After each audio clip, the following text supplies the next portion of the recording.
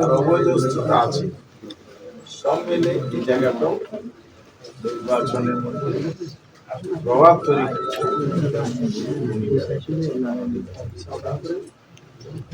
আরেকটা বিষয় হচ্ছে কালো টাকা, অস্ত্র, হুমকি পাশাপাশি ইলেকশন ম্যানিপুলেশন করার কিছু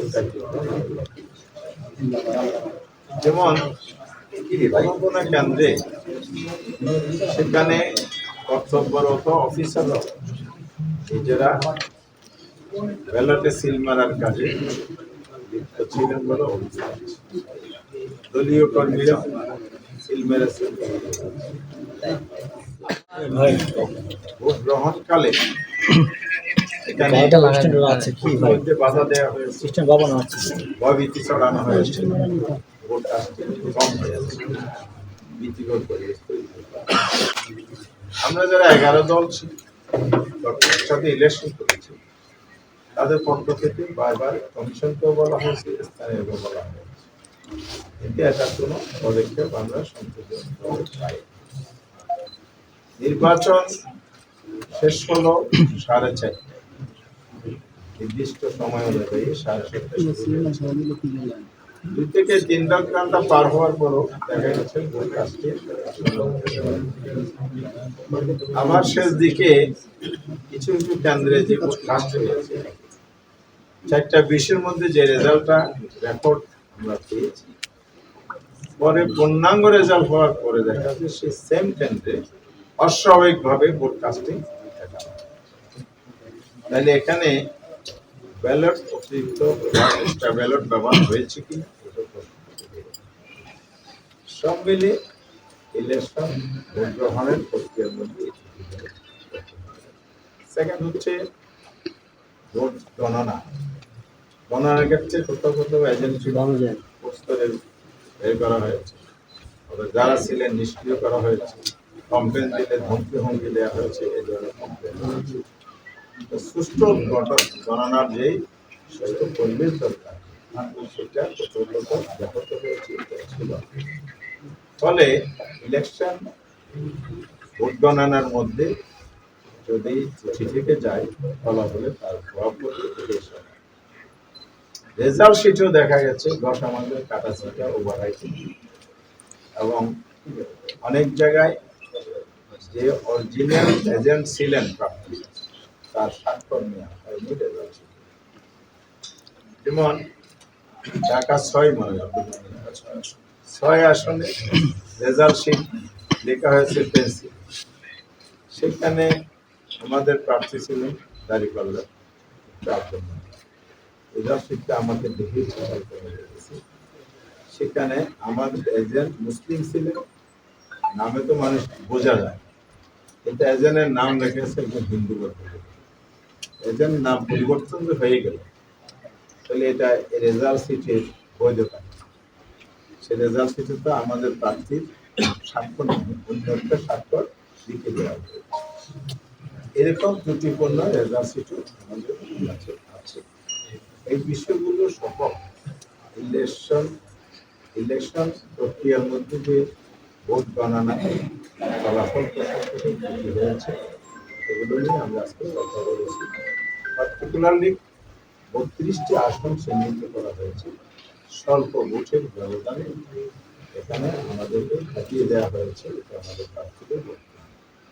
সেখানে আল্লাহ মামুনুর সাহেব বাংলাদেশ খেলাফত মজলিসের প্রধান, জামায়াত ইসলামী সিলেটের জেলা উদ্যাহরণীয় গোলাম আসন, ঢাকা 8 আসনে নাসিরুদ্দিন পাগল, এই নামগুলো আপনারা জানেন ছিলেন। এই জন্য এগুলো বললাম। এই জন্য এই ধরনের আরো অনেক যেগুলো আমরা তালিকা দেওয়া দিয়েছি, কমিশন কাছে বলেছি, এগুলো রিকাউন্টিং করা হবে, পুনর্গণনা করা। এই চট্টগ্রাম 14 কর্নেল হিসেবের ছেলে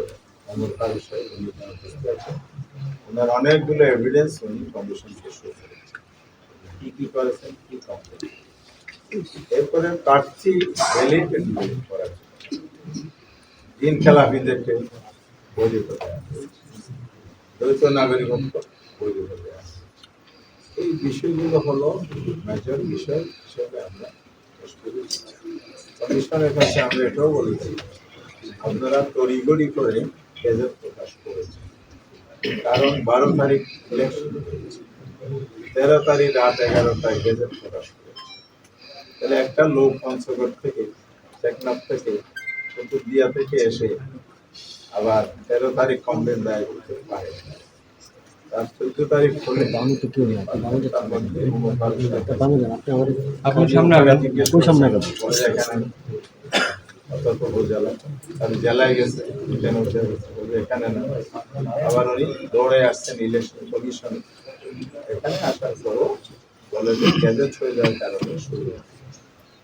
এই যে বিষয়গুলো তড়িঘড়ি করে করা হয়েছে, অথচ 13 তারিখ সকালেই আমাদের ডেলিগেশন আসছিল, সিটি ডেলিগেশন আসছিল, তারা বলেছে আপনারা গেজেট প্রকাশ করবেন না, আমাদের এই কমপ্লেনগুলো আছে পুনর্গণনা, বিশেষ করে এই পার্টি আসন স্থগিত রেখে পুনর্গণনা বন্ধ দিয়ে স্বচ্ছতার সাথে আপনারা তারপরে এখন প্রশ্ন তৈরি হচ্ছে তড়িঘড়ি করার কারণ কি এটাই যে কমপ্লেন গুলো আসছে, সুতরাং এগুলো তাড়াতাড়ি করে ফেললে পয়সা জানে না, ওনাদের নিয়ত ভালো বলছেন স্বচ্ছতার সাথে করে সবই শুনেছি, কিন্তু আমরাও বলছি যে আমাদের কমপ্লেন আমরা দিয়ে গেলাম, আইনের দরজা খোলা আছে, ওনারাও বলেছেন তো এখানে আমাদের রাইটটা যে পূর্ণ করা সেটি আমাদের প্রশ্ন হয়ে গেলে। সেকেন্ড পয়েন্ট হচ্ছে নির্বাচনের আগে এবং পরে সহিংসতা যে হয়েছে, নির্বাচনী সহিংসতা বাংলাদেশে কথিত হয়েছে, কিন্তু এবার তো সেটা প্রত্যাশিত ছিল। এই জায়গা থেকে বেরিয়ে আসার জন্য যে জুলাই অভ্যুত্থানে অনেক রক্ত ঝরেছে, জীবন দেওয়া হয়েছে, এখন সেই জায়গাটা পুনরাবৃত্তি ঘটছে। তাহলে কি এটাই হচ্ছে বাংলাদেশে আবার ফেসিবালের আবারও স্বৈরতন্ত্রের উত্থান হতে যাচ্ছে? আমার বোনরা, আমার মায়েরা, নারীরা আজকে নিরাপদ। হাতিয়ার ঘটনা কি আপনারা জানেন? 2018 সালের সেই সুবর্ণ চরের ঘটনা একজন মা, একজন নারী, 4 সন্তানের জন্য তাকে গণধর্ষণের শিকার হতে হয়েছে, প্রশাসন হাতিয়াতে একই সুর বাঁচতেছে। তাহলে সেই স্বৈরাচারী আমলে এই সময়ই বাজে, তাহলে এখানে গণবদ্ধ পার্থক্য দেশ কোন দিকে যাচ্ছে? এরপরে আমার নিজের আসনও 3 জন নারীকে আঘাত করা হয়েছে, মাথা ফেটে দিয়ে আছে। বাংলাদেশের বিভিন্ন জায়গায় অসংখ্য, আমরা 54টি জেলার রিপোর্ট সাবমিট করেছি, গণমাধ্যমে আসা রিপোর্ট, আমাদের বিভিন্ন সোর্সের রিপোর্টের ভিত্তিতে সহিংসতা। আমাদের আমির জামাত 11 দলের মিটিং করে গত পরশুদিন স্পষ্ট করে দিয়েছে যে সহিংসতা বন্ধ যদি আপনারা না করেন তাহলে আমরা রাজপথে নামতে পারব। আমাদের 11 দলের সিদ্ধান্ত হয়েছে পার্লামেন্টে আমরা গঠনমূলক বিরোধী ভূমিকা পালন করব, দেশ এবং জাতির সাথে কথা বলব, আমাদের বক্তব্যগুলো দেশ গড়ার জন্য, আমাদের বাংলাদেশ দেশকে আমরা ভালোবাসি, দেশকে আমরা পিছনে নিতে চাই না, সামনে নিতে চাই, সেই সেন্টিমেন্ট থেকে আমরা কাজ করার জন্য, ভূমিকা পালনের জন্য প্রস্তুত আছি ইতিবাচক। কিন্তু যদি এই ধরনের সহিংসতা তাহলে অবশ্যই দেশ আবার পিছনের দিকে যাবে।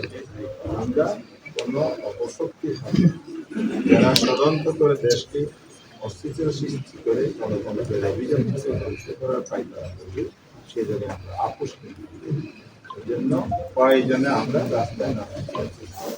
ইতিমধ্যেই আমরা 11 দলের পক্ষ থেকে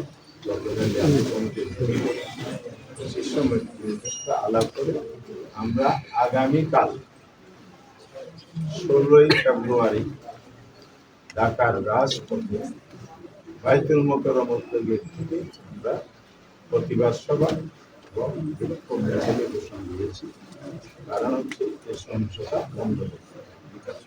বিকাল 4:30 জনগণকে সাথে নিয়ে আমরা এটা প্রতিবাদ করতে চাই। এতে যে না থামে তাহলে আমাদেরকে রাজপথে আমরা চাই না। রাজপথে রাজনৈতিক বিষয় সমাধান করতে হবে। একটি পার্লামেন্ট গঠিত হয়েছে, দুদিন পরে শপথ করবে, সেই পার্লামেন্টে রাজনীতির শপথ এটাই গণতান্ত্রিক রেওয়াজ চাই, দ্বারা আমরা চাই যারা অধিক সংখ্যক আসনে বিজয়ী হয়ে সেই পথে না হেঁটে অসুস্থ পথে যেতে চান, জনগণ সেটা মেনে নেবে না। জনগণকে সাথে নিয়ে আমাদের হতে বলে এখানে অবাক হওয়ার মতো বিষয়, বিভিন্ন আসনে আপনার দানিশ প্রার্থী বা তাদের জোটের প্রার্থী যা ভোট পেয়েছে না ভোট করেছে।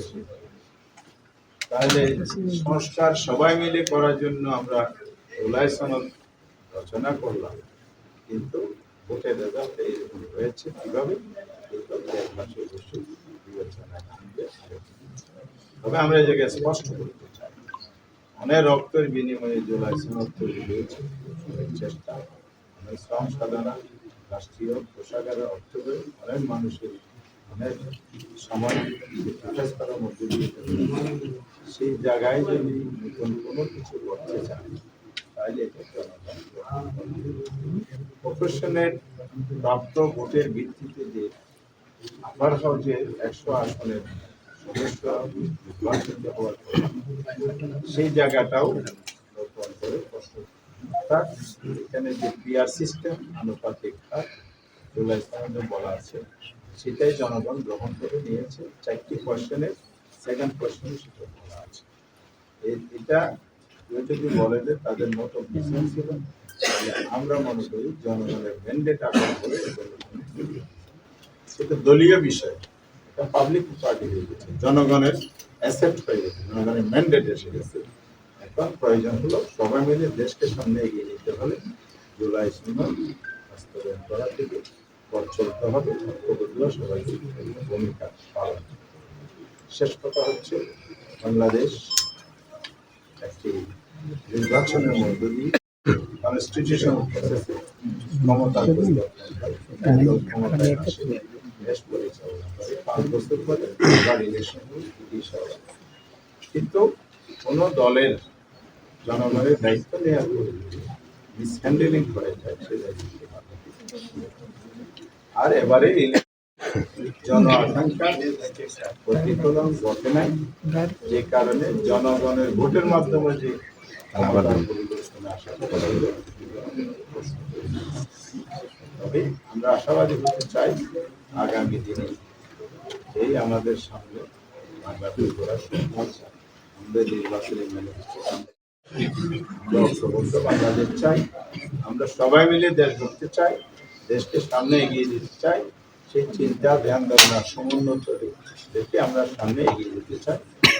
কমিশন তো আমরা বলেছি এই অভিযোগগুলো আপনারা খতিয়ে দেখেন, আমরা আইনি প্রক্রিয়া যেটা আগাবো, স্বচ্ছতার সাথে যদি আইন প্রয়োগ হয়, বিচারিক প্রক্রিয়া অনুসরণ করা হয়, কোনো হস্তক্ষেপ ছাড়া যদি ন্যায় বিচার প্রতিষ্ঠিত হয়, এটাই হবে আগামী বাংলাদেশের মাইন্ডফুল।